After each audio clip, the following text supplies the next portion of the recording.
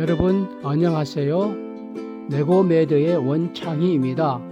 오늘은 두 개의 사례를 통해서 연봉 협상을 어떻게 하는지 그 전략을 배워보는 시간으로 하겠습니다. 이제 IT 개발자가 연봉 협상을 하는 사례를 하나 말씀을 드리겠습니다. IT 개발자와 그 IT 개발 업체 사장과의 사이에 연봉 협상이 되겠죠. 먼저 사장의 연봉 협상 전략입니다. 이 직원은 IT 개발 전문성이 좋지만 다른 업계 실력자들도 많이 있고 이번 연봉 협상에서 최대 9천만 원 정도의 상한선을 정하되 7,500만 원 정도에서 합의하도록 협상을 하고 싶어 합니다. 반면에 IT 개발자의 연봉 협상 전략은 IT 개발 업계에서 자기만한 실력자도 별로 없는데 장점을 부각시켜 한 1억 원 정도를 목표로 하되 아마 이 업체가 전망이 또 좋고 하니까 7천만 원을 하한선으로 정해서 협상을 하고자 할 것입니다. 자, 이제 서로 최대 양보 가치와 목표 가치를 한번 좀 정리를 해 보겠습니다. 목표 가치라는 것은 서로가 희망하는 그러한 합의 수준이라 보겠는데요. 사장의 경우에는 7,500만 원이 목표입니다. 그러나 IT 개발자는 1억 원을 설정하고 있습니다. 그런데 속마음으로는 최대 양보 가치라는 것이 있는데 그 이상, 그 이하 더 이상의 양보를 하지 않는 상한선 또는 하한선을 말하는 겁니다. 사장의 경우에는 7천만 원 이상을 줄 수가 없다 해서 7천만 원이 최대 양보 가치이고 IT 개발자는 7천만 원 이하는 더 이상 받아들일 수 없다 해서 마지막 하한선이 7천만 원 되겠습니다. 자, 그래서 다음에 그림을 보시면 조파라는 것이 있는데 이것은 합의 가능 영역을 말합니다. 두 사람이 최대 양보 가치가 각각 7천만 원과 9천만 원이기 때문에 그 사이가 2천만 원이죠. 자, 그래서 이 2천만 원의 바로 합의 가능 영역 조파라고 하는데요. 영어로는 Zone of Potential Agreement라고 하면서 이 7천만 원에서 9천만 원 사이에 어디인가에는 합의 가능할 수 있다 하는 그런 개념이 되겠습니다. 자, 이제 연봉을 합의하고 연봉을서 유리하게 하기 위한 협상 전략은 무엇일까요?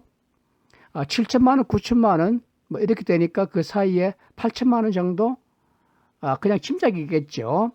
아무튼 합의 수준은 협상력에 의해 결정이 되겠습니다. 협상력은 어떤 협상 자원을 활용해서 어떻게 상대방을 설득하느냐에 달려 있죠.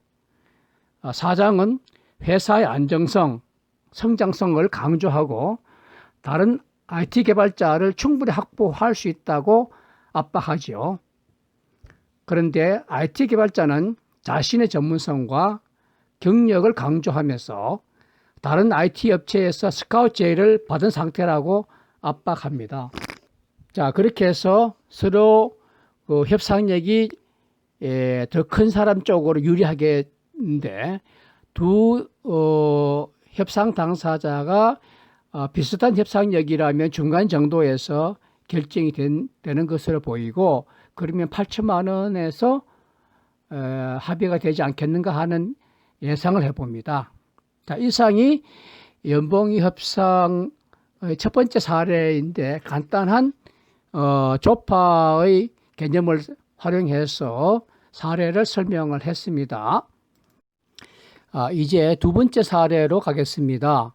이번에는 이직을 통해서 새로운 직장과의 연봉 협상을 하는 사례입니다. 그 주인공은 프로젝트 매니저 A라는 사람이고요. 상대편은 Y 컨설팅 회사 인사팀장 B라는 사람입니다. 자, 전체적인 협상 관계도를 보시겠습니다. 프로젝트 매니저 A는 현재 S도시의 기업 X에 근무를 하고 있습니다. 이 A가 K도시의 컨설팅 회사인 Y에 자리를 구하고 싶은 그런 상황인데요. 왜 그러냐 하면 A의 부인인 C가 K도시 근교에 전원주택을 짓고 살고 싶다 하기 때문에 K도시의 근교에 있는 전원주택에서 30분 거리가 되는 곳이 K도시의 컨설팅 회사이기 때문에 그쪽에 있는 컨설팅 Y 회사를 놓고 하게 되는 겁니다. 자, 거기에 인사팀장이 B가 되는 거죠. 연봉 협상의 배경입니다. 프로젝트 매니저 A는 현재 X기업에 근무하고 있는데 K도시 쪽으로 직장을 이제 알아보고 있습니다. A의 부인 C가 건강상 이유로 고향 근처 전원주택을 지어서 살고 싶어 하는데 출퇴근이 가능한 곳은 30분 거리의 K도시이기 때문이죠. 최근 정보에 의하면 유사업종의 Y라는 컨설팅 회사가 정부로부터 프로젝트를 수주해서 K지역으로 사업을 확장할 계획으로 추진하고 있다는 겁니다. 매우 다행스러운 점은 A가 오래전에 Y 컨설팅 회사에서 근무한 적이 있어요. 그래서 잘 아는 직원들도 있고 업무 내용도 꽤 익숙해 있는 그런 곳입니다. 이제 A는 Y 컨설팅에 지원하기 위해서 정보를 수집하고 여러 가지 준비 작업을 하고 있습니다. 자, 채용 정보 수집과 지원입니다. 프로젝트 매니저 A는 Y 회사의 친했던 동료를 자주 접촉하면서 Y 회사의 채용 동향을 극히 관심을 가지고 살펴보고 있습니다.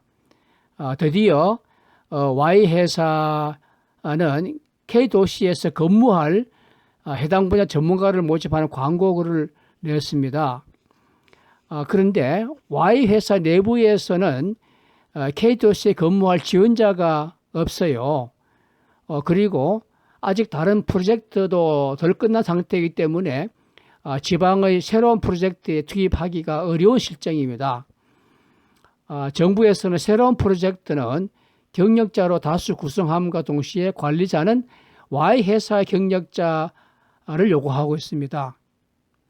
전직 동료를 통해서 입수한 정보에 의하면 총 6명으로 팀이 구성되는데 10월 1일부터 개소할 예정이라서 한 달 정도밖에 남지 않은 상황에 시간이 촉박합니다. 그래서 지원서를 제출한 다음에 3일 이후 인사팀장으로부터 연락이 왔습니다. 그래, 이제 수차례 걸친 대화와 협상이 시작되겠습니다. 자, 연봉 협상 1단계입니다.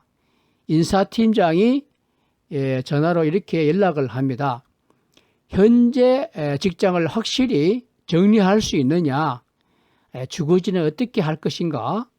9월에 정리하고 10월에 확실히 내려가서 일을 할 수 있느냐? 등등의 요구 조건들을 타진해 봅니다. 이에 대해서 프로젝트 매니저 A는 응답을 합니다.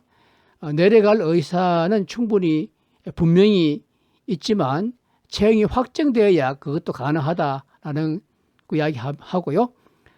또한 어떤 직책을 줄지도 이직을 결정하는 데 중요한 요소라고 답을 합니다. 자, 그러니까 인사팀장 B가 회사에서 채용을 확정해 줄 수는 있지만 어떤 직책을 줄지는 결정하기 어렵다. 어떤 직책을 원하는지 말씀해 주시라. 라고 이제 요구합니다. 그러니까 프로젝트 매니저 A는 프로젝트 매니저 팀장급이죠. 또는 최소한 차석 매니저를 희망하고 있다고 답을 하게 됩니다. 자, 프로젝트 매니저 A의 관심이 어떤 것이 있느냐 보면은요, 사실 A는 이 프로젝트가 아니라도 K 도시로 가려고 마음을 먹었고 전원주택이 거의 완공되어 가고 있는 상태라 내심 초조하기도 합니다. 그러니까 벌써 부인과 같이 내려갈 생각으로 전원주택을 지금 마련하고 있는 중인 거죠. 뿐만 아니라 10월부터 근무를 하려면 현재 직장을 9월 중순까지는 퇴직한다는 통보를 해야 하고 9월 말에 이사를 해야 할 상황입니다. 그래서 이런 상황을 회사에게 이야기하기가 조금 곤란하죠. 연봉 협상 2단계로 들어갑니다. 프로젝트 매니저 A는 계속 연락이 회사로부터 없어서 직책과 연봉에 대해 확실한 답을 9월 17일까지 달라고 요청을 합니다. 그러니까 인사팀장 B는 PM 직책은 내부적으로 승인이 났는데 연봉은 현재 받은 수준 이상 정도로 우선 합의하면 좋겠다. 정부의 프로젝트 담당자로부터 승인을 받아야지 정확하게 연봉을 결정할 수 있기 때문에 좀 시간이 걸린다고 이야기를 합니다. 자, 이제 이직을 결정하고 근무를 시작하는 그런 상황이 되겠습니다. 프로젝트 매니저 A는 이렇게 생각을 하게 됩니다. 연봉이 아직 확정되지는 않았지만 현재 수준 이상 정도로 이미 합의를 했고 직책도 PM으로 승인이 났기 때문에 이직을 결정하기로 하자라고 결단을 내린 거죠. 그리고 준비 상황도 있으니 일단 신규 프로젝트에 들어가 PM으로서 준비를 좀 하기로 합니다. 자, 이제 드디어 연봉이 합의하게 됩니다. 9월 말경에 정부 측 인건비가 승인이 나고 Y 컨설팅 회사의 내부 결정에 따라서 이직한 전 직장 X 회사에서 받던 연봉 수준보다는 250만 원이 더 높은 수준에서 최종적으로 연봉이 결정이 되었습니다. PM의 직책도 그러고 연봉 수준도 자기가 받던 것보다는 더 높은 수준으로 결정이 났기 때문에 프로젝트 매니저 A는 상당히 만족해 하고 있습니다. 이렇게 연봉 협상 사례를 프로젝트 매니저 A를 통해서 한번 알아봤는데요. A의 연봉 협상 전략을 정리를 해 보겠습니다. 첫 번째, 상대방에 대한 정확하고 많은 정보를 수집하여 발빠른 대응을 하는 게 주요했다라고 보는 거죠. 두 번째, 자신의 장점과 적극성을 최대한 부각시킨다. Y 컨설팅 회사에서 근무했던 장점이라든가 다른 회사에서도 경력을 개발하는 등 그리고 적극적으로 일할 의사 이런 것들을 강조를 하게 됩니다. 세 번째는 자신의 불리한 정보나 약점은 가능한 숨기는 것이 좋습니다. 예를 들어 가지고 이미 전원주택을 마련했다거나 꼭 내려가야 될 상황이라든가 여러 가지 그러한 자신이 불리한 정보는 꼭 숨기는 것이 좋다고 보여진 거죠.